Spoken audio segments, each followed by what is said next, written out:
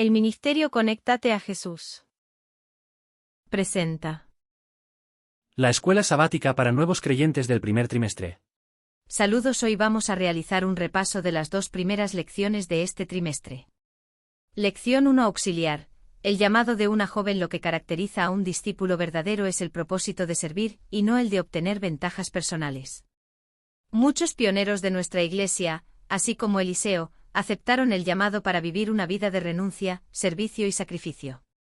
El llamado a Helena Gould Armon fue en un tiempo muy difícil, justo después de la dramática experiencia del 22 de octubre de 1844. La joven Helena, junto con toda su familia, padre, madre y sus 7 hermanos, pertenecían a la Iglesia Metodista de Portland, en el estado de Maine. Ellos habían escuchado predicar 2 veces a Guillermo Miller, y aceptaron el mensaje del pronto regreso de Cristo. Por ese motivo, todos fueron excluidos de la Iglesia. Para la familia Armon, el 22 de octubre fue una experiencia dolorosa, pero especialmente para Helena, quien deseaba ardientemente ver el regreso inmediato de Cristo. Desde el accidente que sufrió cuando tenía 9 años, ella había tenido una vida con muchas restricciones y esperaba ansiosamente ver volver al Señor Jesús, pues todos sus problemas y dolores terminarían. Pero Jesús no volvió. Un grupo grande creyó que los cálculos proféticos de Guillermo Miller estaban equivocados, y que Jesús volvería en algún tiempo cercano, por eso siguieron fijando nuevas fechas para el regreso de Jesús. Otro grupo conservó la convicción de que los cálculos proféticos estaban correctos y creyeron que Jesús había regresado el 22 de octubre, solo que en forma espiritual. Esos fueron conocidos como los espiritualistas y protagonizaron las más absurdas formas de fanatismo. Pero hubo un tercer grupo que siguió creyendo en la exactitud de los cálculos proféticos, que continuó investigando para saber qué había sucedido el 22 de octubre. Después de estudiar la Biblia con oración, descubrieron que el error estaba en la interpretación de Daniel 8:14 y que el santuario que sería purificado no estaba en la tierra ni era la iglesia, sino que era el santuario celestial. El ambiente era de mucha confusión, marcado por escepticismo, burlas, incredulidad, con manifestaciones espirituales y fanatismos de todo orden. En varios lugares, surgieron los que reivindicaban poseer dones espirituales especiales, como sueños y visiones. En medio de ese escenario, en una reunión de oración, en el mes de diciembre de 1844, donde estaban reunidas 5 mujeres en la casa de Elizabeth Hans, se manifestó el poder del Señor sobre Helena. Le parecía elevarse por encima de la tierra, y se le mostró algo de la peregrinación del pueblo adventista hacia la Santa Ciudad. Esa visión está registrada en el libro Primeros Escritos, páginas 13 a la 20. Cerca de una semana después, Helena recibió otra visión donde el Señor le indicaba el deber de ir y contar lo que le había sido revelado. Se le dijo que encontraría una gran oposición y sufriría angustia de espíritu. Con solo 17 años y la salud muy precaria, Helena le suplicó al Señor que pusiera esa carga en otra persona. Pero todo lo que oyó como respuesta es que debería ir y contar, y que el Señor la sostendría. Así es que ella aceptó el llamado y comenzó a compartir los mensajes recibidos. Inmediatamente surgieron acusaciones de que sus visiones eran el resultado de una hipnosis y perturbación mental. ¡Qué desafío! ¿Será que aceptaríamos un llamado en esas condiciones? El joven pastor Jaime White supo que Helena Armon había recibido una visión que confirmaba la dirección de Dios para el movimiento millerita. Poco después comenzó a acompañarla junto con otra joven que siempre iba con ella en sus viajes. Pero pronto las personas comenzaron a criticar el hecho de que un hombre acompañaba a 2 señoritas. Por temor a perjudicar el mensaje y creyendo que era la voluntad de Dios, Jaime, de 25 años, y Helena de 18 se casaron en la ciudad de Portland el 30 de agosto de 1846. Eran muy pobres, no tenían nada, ningún dinero, y tenían la salud debilitada. Por muchos años vivieron en la casa de familiares y amigos, sobreviviendo con la ayuda de terceros y con lo poco que Jaime lograba ganar haciendo trabajo de empleado. Pero lo poco que ganaban lo empleaban en la causa del Señor, viajando, animando a los creyentes, estudiando la Biblia y luchando contra el fanatismo que se infiltraba disfrazado entre los creyentes del advenimiento. Tuvieron que enfrentar muchos desafíos y dificultades. Cierta vez Jaime llegó a su casa muy triste, porque tenía que preparar una edición nueva de la revista Review y Herald y no había más papel en el pequeño stock que mantenían. Elena le preguntó cuánto necesitaba. Él respondió que se necesitaban $64, pero para él era como si fueran 10.000. Ella se levantó y fue hasta el guardarropas, sacó una media con una cantidad enorme de monedas de 50, 25, 10 y 5 centavos. Jaime contó las monedas y vio que era suficiente para pagar el papel que necesitaban. Gracias a Dios y a la dedicación y renuncia de Elena, Jaime pudo continuar su importante tarea de publicar. Así como esa linda historia, hay muchos otros relatos maravillosos e inspiradores que marcaron el humilde comienzo de los adventistas y que nos motivan a seguir sirviendo al Señor dedicando nuestros mejores esfuerzos. Conclusión y llamado. En este mensaje vimos: 1. La seguridad de que el Dios del universo es un Dios personal. 2. El desafío es tener una vida de comunión diaria con Dios, individual y familiar. 3. El llamado a una vida con sencillez, humildad, gratitud y contentamiento. 4. La importancia de enseñar obediencia y respeto a Dios y a los padres. 5. Honrar, amar y tratar a los padres con cariño y respeto. 6. Fidelidad en las pequeñas cosas. Servir a Dios haciendo lo mejor desde donde estamos.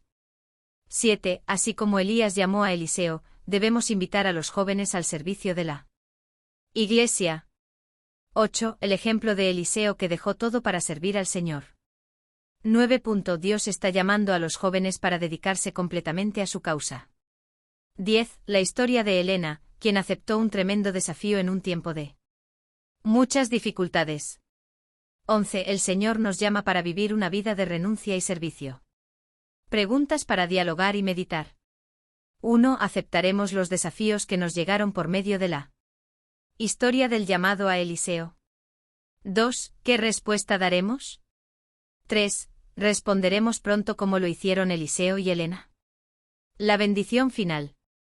Que Dios nos bendiga y que el Espíritu Santo produzca en cada uno de nosotros las convicciones necesarias para la renovación de los propósitos de una vida de comunión y servicio. Analizar esta lección como de costumbre. Repaso lección 1 auxiliar, el llamado de una joven. Texto clave. Porque Dios no nos llamó a inmundicia, sino a santificación. Primera de Tesalonicenses 4, 7. Puntos clave. Características de un discípulo verdadero. Se caracteriza por el propósito de servir, no de obtener ventajas personales. La renuncia al servicio y el sacrificio son elementos centrales en la vida de un discípulo genuino. Contexto de Elena Gould Harmon. Su familia, después de aceptar el mensaje millerita, fue excluida de la Iglesia metodista. La decepción del 22 de octubre de 1844 fue un desafío particularmente doloroso para Elena, quien esperaba el regreso inmediato de Cristo. Confusión y divisiones en el movimiento millerita después del evento del 22 de octubre. Llamado y visiones de Elena. En una reunión de oración en 1844, Elena experimenta una visión sobre la peregrinación del pueblo adventista. Llamado a compartir la revelación recibida, enfrentando oposición y sufrimiento. A pesar de las acusaciones de hipnosis y perturbación mental, Elena acepta el llamado y comparte los mensajes recibidos. Matrimonio de Elena con Jaime White. Criticada por viajar con un hombre, Elena se casa con Jaime White. A pesar de la pobreza y la salud precaria, la pareja se dedica a la causa del Señor. Enfrentan desafíos financieros, pero la fe y la renuncia de Elena sostienen la obra de publicación. Enseñanzas y aplicaciones. Vivir en santificación. La llamada es a vivir en santificación, renunciando a las ventajas personales y sirviendo con sacrificio. Afrontar desafíos con fe. Elena y Jaime enfrentaron desafíos financieros y de salud, pero su fe y renuncia sostuvieron la causa del Señor. Llamado a la renuncia. El llamado de Dios a veces implica renunciar a comodidades y enfrentar oposición, como lo vivió Elena. Fidelidad en las pequeñas cosas. La historia de Elena y Jaime destaca la fidelidad incluso en las pequeñas cosas, como la donación para la publicación. Invitar a los jóvenes al servicio. Como Eliseo llamó a Eliseo, se nos insta a invitar a los jóvenes al servicio activo en la Iglesia. Conclusión y llamado. Renovación de propósitos. La historia de Elena y Jaime nos desafía a renovar nuestros propósitos de vida, buscando una mayor comunión y servicio. Respuesta al llamado. Aceptaremos los desafíos y llamados que se presentan, respondiendo prontamente como lo hicieron Eliseo y Elena. Bendición y renovación. Se busca la bendición de Dios y la obra del Espíritu Santo para producir convicciones que renueven nuestra dedicación al servicio y comunión con Dios. Que esta revisión fortalezca nuestra comprensión del llamado divino y nos inspire a vivir vidas de renuncia, servicio y comunión constante con nuestro Señor. Amén. El Ministerio Conéctate Jesús y Seminarios y Tutorías THISU presentan el resumen de la lección número 2 de la Escuela Sabática para Nuevos Creyentes titulada Empezamos a andar. Lección número 2. Empezamos a andar. Introducción. Lo que aprenderemos esta semana. Ya que he decidido seguir a Jesús, ¿por dónde comienzo? Texto para memorizar. Lucas 9, 23 y 24. Y decía a todos, si alguno quiere venir en pos de mí, niéguese a sí mismo, tome su cruz cada día, y sígame. Porque todo el que quiera salvar su vida, la perderá, y todo el que pierda su vida por causa de mí, éste la salvará. Concepto clave. Grupo pequeño. Es un grupo de 6 a 12 personas que integra una comunidad de discipulado. Se reúne de manera regular en un medio informal. Brinda los siguientes elementos: aceptación incondicional, estudio de la Biblia, responsabilidad solidaria y de servicio. Domingo. Creciendo con los demás en un grupo pequeño. Al decidir aceptar la vida abundante que Jesús nos ofrece, comenzamos un camino para toda la vida. El concepto de un camino por el que vamos a andar es clave en el discipulado. Nuestro caminar con el Señor requiere tiempo, dedicación y un destino final. Durante esta semana estudiaremos algunos temas relacionados con nuestra propia experiencia al comenzar este viaje espiritual. Además veremos la forma en que los discípulos siguieron a Jesús y qué esperaba el Señor de cada uno de ellos. El texto bíblico para memorizar es un buen inicio. ¿Por qué estaría alguien dispuesto a perder su vida por Cristo? El testimonio de la semana, creciendo en los grupos pequeños.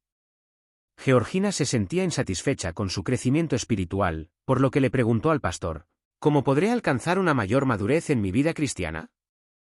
El pastor le sugirió que leyera El Camino a Cristo, un insuperable libro sobre crecimiento espiritual, escrito por Elena G. de White. Además la invitó a que se uniera a un grupo pequeño. Georgina siguió las recomendaciones de su pastor. Comenzó a asistir a un grupo pequeño que se reunía cada semana. Georgina se gozaba, porque la comunión con otros creyentes la ayudó mucho en su experiencia cristiana. Me siento realmente conectada, como si tuviera una familia, decía. En cierta ocasión, mientras estudiaban sobre la vida de Jesús, alguien preguntó, ¿cómo pudo Jesús vivir una vida perfecta? Un miembro del grupo respondió diciendo que, el secreto de la vida victoriosa de Cristo radicaba en que pasaba mucho tiempo orando. A veces dedicaba toda la noche a la oración. Ese comentario hizo reflexionar Georgina en cuanto a su vida de oración. Ella acostumbraba a levantarse temprano para orar y estudiar la Biblia antes de marchar a su trabajo, pero decidió orar con mayor fervor. Georgina preparó una lista de oración, y diariamente oraba por las necesidades de cada miembro de su grupo pequeño, también por los miembros de su familia, por sus compañeros de trabajo y por su jefe. Y todo comenzó en el grupo pequeño. ¿No te gustaría tener una experiencia similar a la de Georgina? Pues trata de adquirir el libro El Camino a Cristo y únete a un grupo pequeño de crecimiento espiritual. Parte del lunes. Al principio del camino. Ser un discípulo de Jesús y seguirlo significa algo más que aceptar ciertas creencias. ¿Cómo ha cambiado tu vida desde que comenzaste a seguir a Jesús? ¿Te consideras seguidor de Cristo? Él recibió a pescadores, a cobradores de impuestos y a otros obreros, haciéndolos participar de una experiencia que jamás imaginaron. Lee cuidadosamente Lucas 8, 1 al 15 y trata de ver la forma en que Jesús trataba a sus discípulos. En este relato Jesús usa una parábola para impartir una enseñanza. ¿A quiénes les relató esa parábola? ¿Por qué Jesús usó distintos métodos para enseñar a diferentes auditorios? ¿Qué te enseña Marcos 10:32 respecto a ser un discípulo? Definición de discípulo. Es alguien que sigue a un maestro. Los 12 mostraron que eran seguidores de Cristo puesto que siempre iban detrás de él. Lección 2 día martes. ¿Por qué tenía que ser Jesús? Jesús declaró que él había venido para impartir vida, una vida abundante. Juan 10, 9, 10. Para sus seguidores Jesús no solo imparte vida, sino que Él mismo es la vida. Juan 14, 6, Colosenses 3, 4. Al hablar con aquellos que deseaban seguirlo, Jesús redefinió el concepto vida de una manera sorprendente. Lee Lucas 9, 23, 24. ¿Cómo puede explicarse esta paradoja? Todos los discípulos de Jesús padecieron por causa del Evangelio. Todos, excepto Juan, sufrieron el martirio durante las persecuciones que hubo contra los cristianos en el siglo I.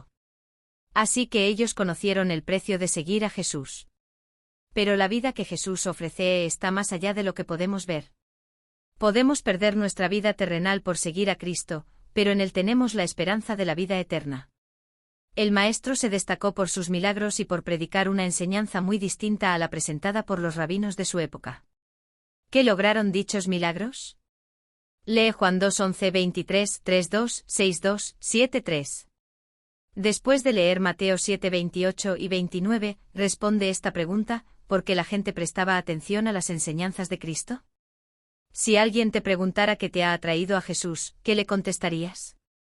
Conozcamos un poco más. Paradoja. Una declaración que es verdadera, aunque aparenta ser contradictoria. Milagro. Hecho sobrenatural que no puede ser explicado por las leyes naturales conocidas. Rabino. En el judaísmo, maestro y dirigente religioso. El ministerio Conéctate. A Jesús presentó. En la serie Feliz para siempre. El segmento. La escuela sabática. Para nuevos creyentes, lección número 2. Empezamos a andar. Muchas bendiciones.